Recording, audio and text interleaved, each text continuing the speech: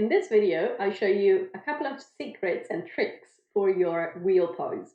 So especially if you are tight around your pecs and shoulders, or if you are tight around your hip flexors, those can be contributing factors to make you struggle in your wheel pose.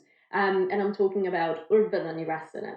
So I want to show you today 2 ways that you can practice your wheel with the help of blocks. You will need 2 blocks that are the same height and a space at the wall. So let's go to the wall. And for our first version of the pose, we're going to suppose that we have tight shoulders. So we want to have the hands on the blocks. So we'll go and come down, lying down onto the back. We'll have the head between the blocks and the hands on the blocks, like so. We have the blocks completely against the wall, palms of the hands onto the top of the blocks, fingers down the front of the blocks. We're going to press with the hands and the feet, and as we start to press and we lift, we might find that this version of the pose, where we have the hands elevated, gives us more space, that makes us feel more spacious into the shoulders and the chest, if those are our tight areas in this pose.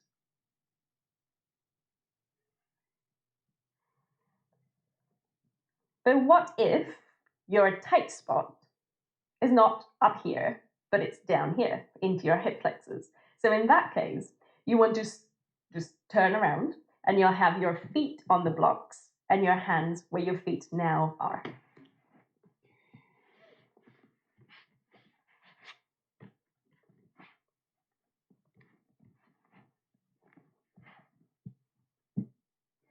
So if quads and hip flexors are tight for you, they can restrict your movement into your wheel pose, into your backbend. So elevating your feet can be a way of making it more accessible for you. So feet are on blocks, blocks are against the wall. We inhale to prepare and exhale, press down and lift up.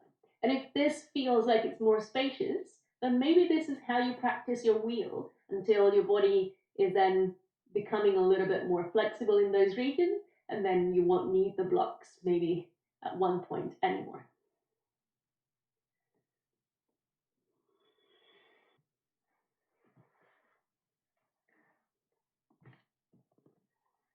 So if you struggle with your wheel and you feel like you don't have enough space to go up and feel like you're fully expressing your backbend, then remember that it's not just down to your spine, but it's also down to the whole body, really. And loads of the times, shoulders and hips and quads can be helped by using the blocks to feel more spacious. So practice, make sure you're warm before practicing this video, and take care, have fun, like this video, subscribe, share it with friends, and I'll see you again soon.